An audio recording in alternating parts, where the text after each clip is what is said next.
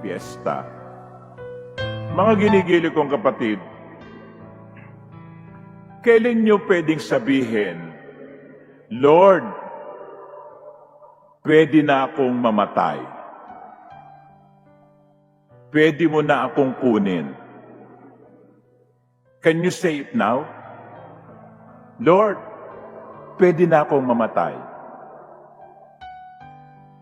O ayaw nyo sabihin, baka mapakinggan, kunin kayo.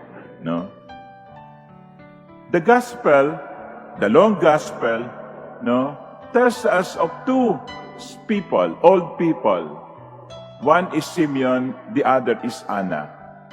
And in the case of Simeon, we heard him saying, "Now, Master, you may let your servant go. Lord, pwede mo na akong kunin. Pwede mo na akong kunin. Handa na akong mamatay. Pwede na akong mamatay. For my eyes have seen your salvation." Nakita ko na ang katuparan ng iyong pangako. So, ulitin ko yung tanong. Kailan yung pwedeng sabihin, Lord, pwede na akong mamatay? Dahil nakatapos na ang inyong mga anak sa pag-aaral? Dahil sa palagay nyo'y nagawa na ninyo ang inyong misyon dito sa mundo? O kaya ay natikman nyo na ang lahat ng mga masasarap na pagkain? O nakapagbiyahe na kayo sa buong mundo? When? When can we say, Lord, I am ready to go? Or, are we ready to go? Yung ibang tao ayaw pang mamatay kasi sa palagay nila, hindi pa sila handa. Kailan tayo magiging handa? Today, as we reflect on these feasts, I offer you three gestures. Three gestures that if you do, you can always say, Lord, I am ready to go. The first gesture is offering of oneself. Today, we celebrate not only the candle mass, the blessing of candles. Today, it is officially known as the Feast of the Presentation of the Lord. Ang pag-aalay sa Panginoon sa templo, gaya ng narinig natin sa Ebanghelyo. Kasi ayon sa batas ng mga Hudyo, ang panganay ay dapat ialay sa Panginoon. Yung unang lumabas sa sinapupunan ay para sa Panginoon. Kaya yung panganay na hayop, panganay na tao, unang ani ng lupa, unang bunga ng puno, yan sa Panginoon. At yan ang ginawa ni Maria at Jose. Dinala nila si Jesus, hindi lamang para maglinis, purification, kundi para ialay si Jesus sa templo. That is the first gesture that we should be doing in order for us to be ready anytime to go. Offering of oneself. Every morning, when you wake up, when we wake up, we give thanks to the Lord for giving us another day.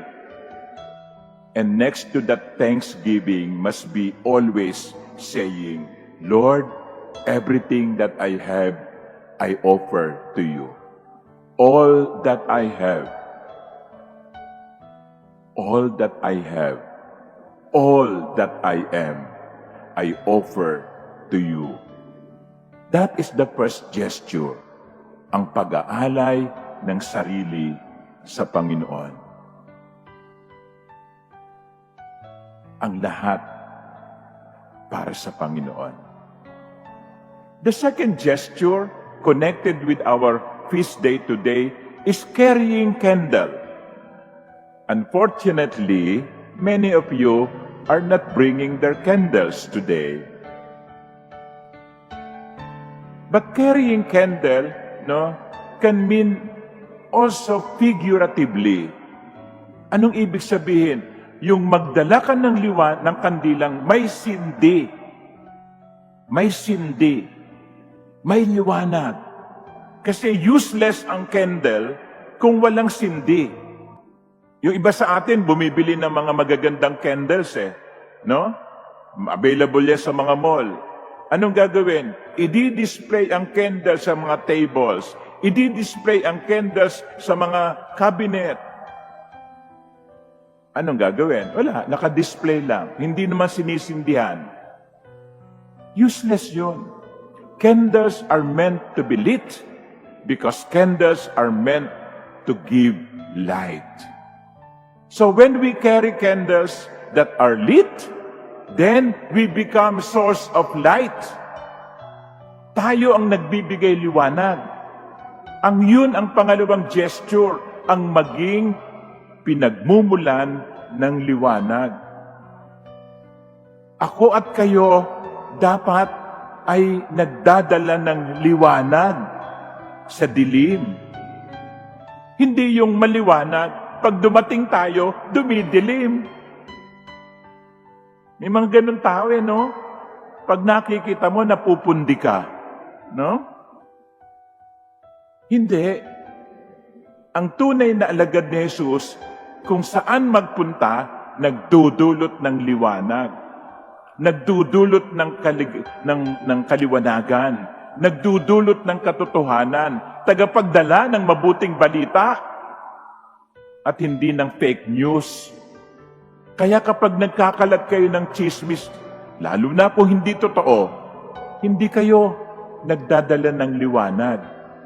Kapag nagkakalat kayo ng mga fake news at ang bilis-bilis ninyong i-share sa Facebook, hindi naman totoo, hindi kayo nagdadala ng liwanag. Today, we carry our candles, lighted candles, in order to signify that is our role in this world, to bring light. So kung tayo ay pinagdadala o nagdadala ng liwanag sa mundo, that is a gesture that is pleasing to the Lord. So yun ang pangalawa. Ang pangatlo, yung ginawa ni Simeon, nung makita niya sanggol, niyakap niya, kinarga niya ang sanggol. That is the third gesture, embracing the Lord in our brothers and sisters. Anong sabi ng Panginoon? Whatever you do to the least of my brothers and sisters, you do unto me. And so when we embrace our brothers and sisters, especially the poor, the marginalized, the lost, then we embrace the Lord. Natatakot tayong mamatay o ayaw pa nating mamatay.